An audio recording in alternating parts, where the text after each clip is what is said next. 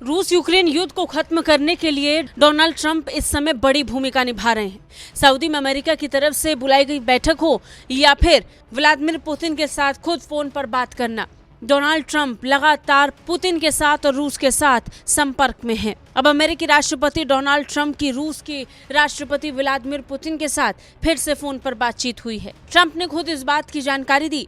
Trump ने कहा कि उनकी पुतिन के साथ बातचीत हुई है। उन्होंने यूक्रेन युद्ध खत्म करने का रास्ता निकालने की कोशिश की है।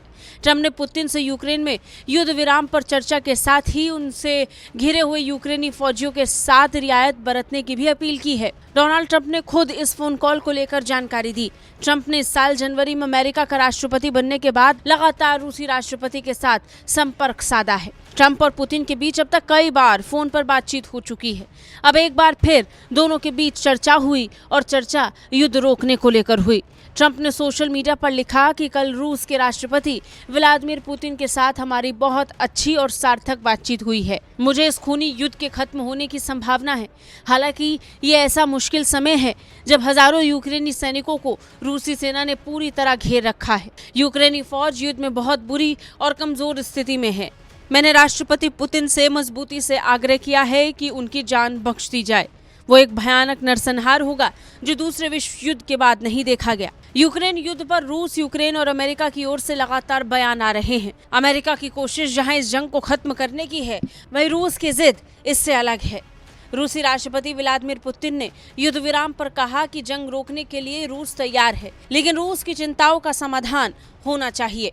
पुतिन ने अपने बयान में कहा कि हम यूक्रेन के साथ युद्ध विराम के अमेरिकी प्रस्ताव के लिए सहमत हैं, लेकिन हम चाहते हैं कि इस युद्ध विराम से स्थायी शांति होनी चाहिए। इस संकट की जड़ में जो वजह है उनको दूर किया जाना चाहिए। बता दें, फिलहाल सऊदी में बैठक के बाद ये तय हुआ कि 30 दिन का युद्ध विराम होना चाहिए। ट्रंप ने इस प्रस्ताव को अपने अधिकारियों के जरिए से रूस और यूक्रेन के सामने रखा। यूक्रेन के राष्ट्रपति वोलोदिमीर ज़ेलेंस्की 30 दिन के युद्ध विराम के लिए तैयार हो चुके हैं। अब बारी रूसी पक्ष की है, जो जल्द ही इस मुलाकात के बाद इसका भी निष्कर्ष निकाल लेंगे। फिलहाल 3 साल हो चुके हैं। 3 साल से ये युद्ध लगातार जारी है।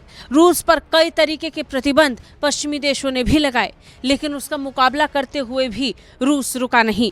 यूक्रेन पर रूस के हमले जारी रहे। आज यूक्रेन बिल्कुल हारने की स्थिति में है।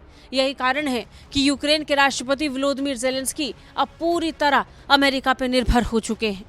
ब्यूरो रिपोर्ट, भारत तक।